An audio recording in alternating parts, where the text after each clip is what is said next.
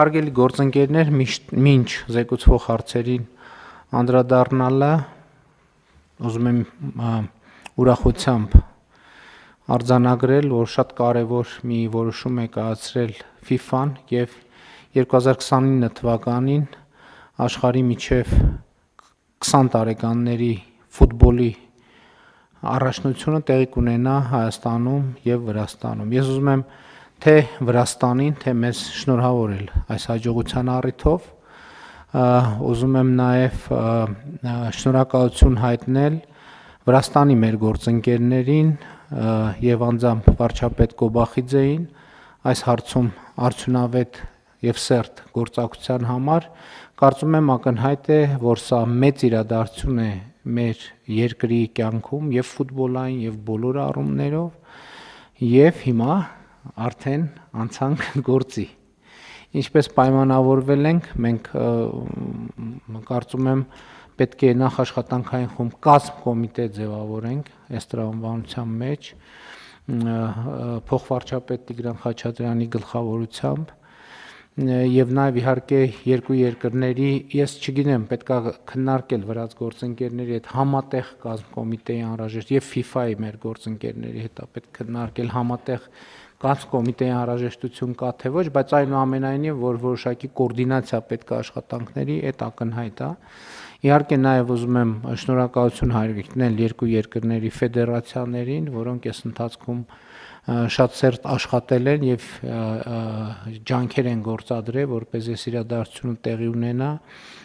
Ես հիշում եմ, երբ որ տարիներ առաջ ֆեդերացիաները մոտեցան մեզ, ինձ եւ Վրաստանի վարչապետին եւ այդ գաղափարը առաջ քաշեցին, բնականաբար դա մեզ շատ ուրախացրեց, բայց մյուս կողմից դժվարանում էին գնահատել, թե ինչքանով է դա իրատեսական, հիմա փաստը մնում է փաստ։ Տիկին Անդրեասյան, մենք գիտենք Հայաստանում քանի խաղ է տեղի ունենալու եւ որքան Իջևանում, որքան Վանաձորում եւ որքան Երևանում։ Շնորհակալություն, պարոն վարչապետ, այո, նախ թույլ տվեք ասել, որ սա իսկապես շատ մեծ իրադարձություն է, որովհետև ըստ էության մեծահասակների աշխարհի առաջնությունից հետո երկրորդ իր նշանակությամբ երկրորդ կարևորագույն միջոցառումն է, ոչ ֆորմալ աշխարհի երիտասարդական առաջնություն է նաև անվանվում եւ ակնկալվում է, որ այդ օրերին մենք կունենանք ավելի քան 100,000 երկրպագու, որոնք այցելեն թիմերին խաղերը դիտելու։ Իհարկե այս պահին դեռևս ծրագիրը նախնական է եւ հնարավոր է որոշ փոփոխությունների ենթարկվի, բայց մենք պլանավորում ենք, որ Երևանում կունենանք մինչեւ 20 խաղ եւ Վանաձորում եւ Իջևանում մինչեւ 10 խաղ եւ ըստ էության Կներեք, այսինքն 40 խաղ Հայաստանում է տեղի ունենալու։ 30, պարոն վարչապետ։ Վանաձորում եւ Իջևանում միասին մինչեւ 10 խաղ եւ Երևանում մինչեւ 20 խաղ։ Ամեն դեպքում 30-ն էլ շատ մեծ թիվ է, այստեն չի։ Դե մենք այո։ Ըստ ամենայնի մինչեւ 20 տարեկաններին ուրիշ ավելի մեծ է։ Այո, իր ընթացակարգը ծրագիրը բնականաբար դեռ կհստակեցվի, բայց նախատեսվում է, որ ամենայն հավանականությամբ մենք խոսում ենք 29 թվականի սեպտեմբեր-հոկտեմբեր ամիսների մասին, այսինքն շատ մեծածավալ մի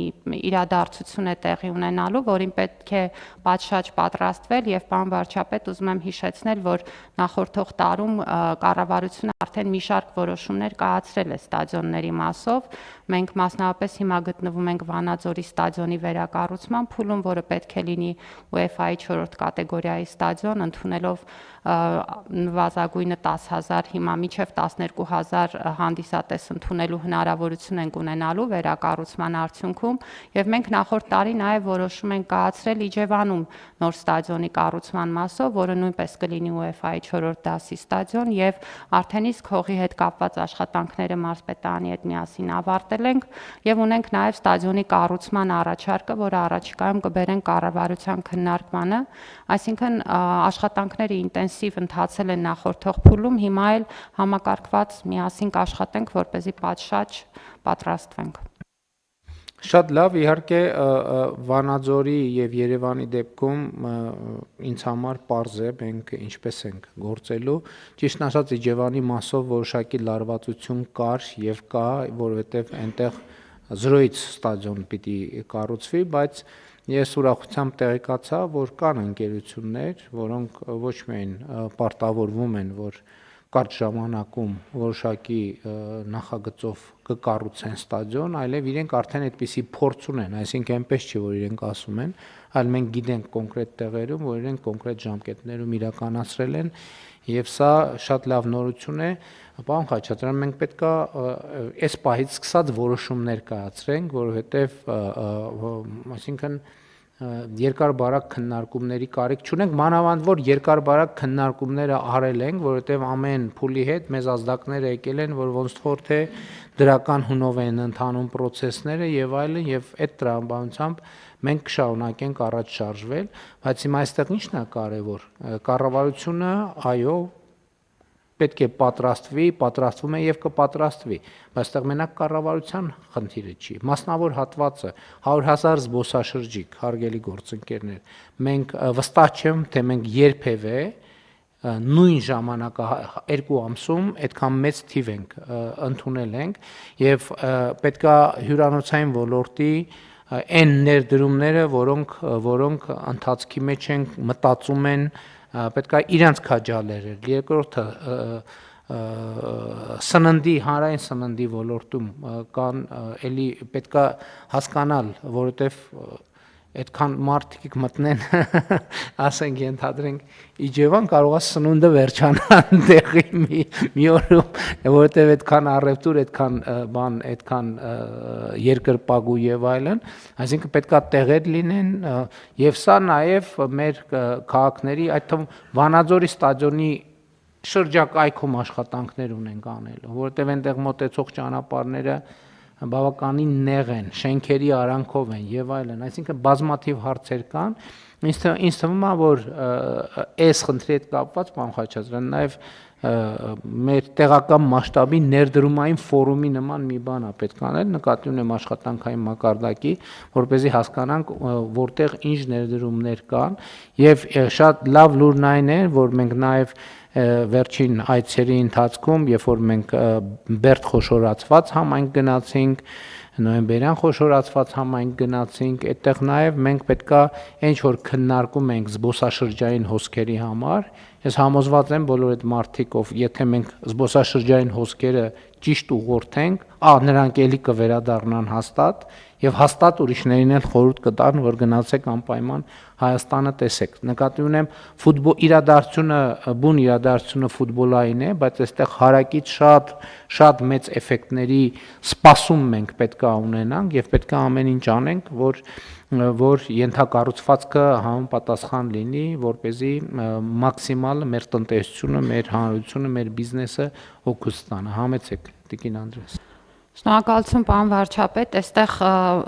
դուք շատ ճիշտ եք, մեծ ծավալի աշխատանք կա թե մասնավորի կողմից, թե մեր կողմից, պետք է ասեմ, որ այս որոշումից հետո մենք ակնկալում ենք, որ առաջիկայում այց կլինի Հայաստան եւ մենք նաեւ կստանանք առաջիկա անելիքների ճանապարհային քարտեզ FIFA-ի մեր գործընկերներից ու այստեղ կարևոր է լինելու նաև մեր տարբեր գերատեսչությունների ներգրավվածությունը, որովհետև մենք խոսում ենք ոչ միայն զբոսաշրջիկների մասին, մենք խոսում ենք նաև շատ մեծ ծավալի անձնակազմի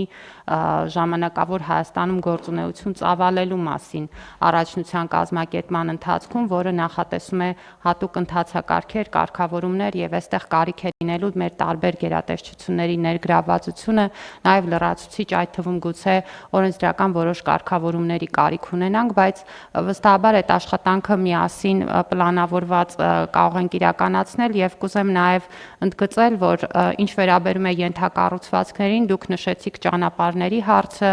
ստադիոններին մոտեցող մնացած անհրաժեշտ ենթակառուցվածքների հարցը, մենք քանի որ աշխատում ենք փորձառու միջազգային կազմակերպությունների հետ, նույն Վանաձորի օրինակով կարող եմ ձեզ ասել, որ հիմա նախագծման process-ում այդ բոլոր հարցերը ճանապարհները արդեն դրված են, այսինքն որոնք պիտի լինեն ճանապարհները, որ ուղղություններով, հաշվի առնելով միջազգային ստանդարտները եւ բոլոր այն կարգավորումները, որոնք պետք է ապահովել մարդկային նման հոսքի առկայության պարագայում, եւ սա զուգահեռ նախագծմանը արդեն մենք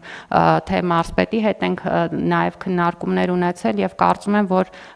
համապատասխան լուծումները օրինակ Վանաձորի դեպքում արդեն գծագրված են, Իջևանի պարագայում էլ արդեն կան առաջարկները։ Շնորհակալություն պարոն վարչապետ, մենք Տիկին Անդրեասյանի եւ պարոն Խուդացյանի հետ մի քննարկում այդպեսի ունեցել ենք դեռ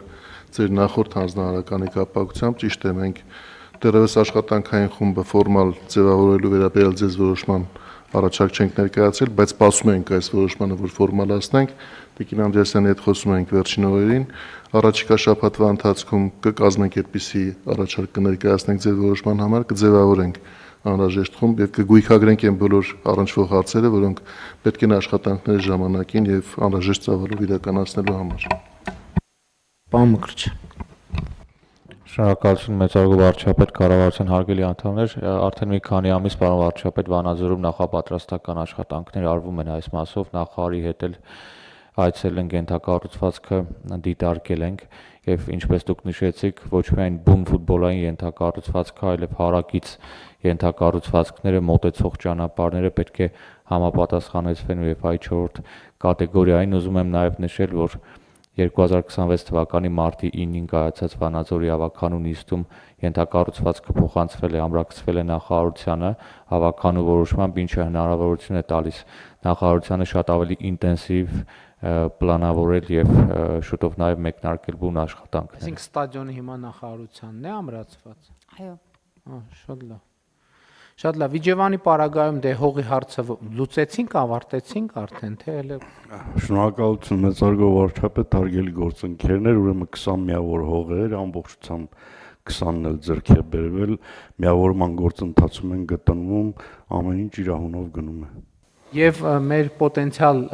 շինարարություն իրականացնող ընկերությունը առաջիկայում այց ունենալու է, չէ՞, որովհետև պետք է արդեն սկսենք, էլ ձգելու բան չունենք։ Պարոն վարչապետ, իրենք արդեն այցելել են, որպեսզի մեզ տան նախնական առաջարկ մի քանի փուլով դիտարկել են։ Այսինքն տեղում հենց գետնի վրա գնացել են, տեսել են տարածքը։ Եվ դրանից հետո են ձևավորել առաջարկը քաղաքաշինության կոմիտեի գործընկերների հետ միասին քննարկել ենք, որովհետև նոր տեխնոլոգիաներ են առաջարկվում մեր երկրի համար ստադիոնի կառուցման մասով, որը նախատեսում է հիմնականում պատրաստի բլոկներով այդ անհրաժեշտ տրիբունաների հավաքումը։ Պարոն Վարդանյանը շատ ավելի մասնագիտորեն ճիշտ կբացատրի տեխնոլոգիան, բայց տեղում եղել են, ուսումնասիրել են եւ հետո տվել են առաջարկը եւ առաջիկայում առաջարկը արդեն կբերենք կառավարության քննարկմանը։ Շատ լավ։ Պարոն Խուդացյան, դե աշխարհի առաջնության ճանապարհներն էլ պետքա այդպես հասկանալիորեն լավ վիճակի լինենք։ Պատրաստ կլինենք, պարոն վարչապետ։ Դե սկզբունքորեն հիմա որ տենց հիշելով նայում եմ, մեծ խնդիրներ չունենք, իրոք մեծ խնդիրներ չունենք, փոքր-մոքր հարցեր կլինի կամ, բայց նաև կարևոր է, որ հլանդակառակ այն վերևի ճանապարհը կարա արդեն հենց այդ ժամանակ նկատի ունեմ Ենոքավան Ջուջևան ճանապարհը կարա տուրիստական նոր հոսքերի տրամաբանության մեջ լինի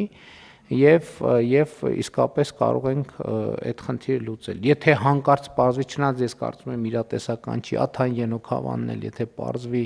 որ կարող է այդ դրությամբ լինել, չնայած այնտեղ բարդ է երևի իրատեսական չի, բայց հա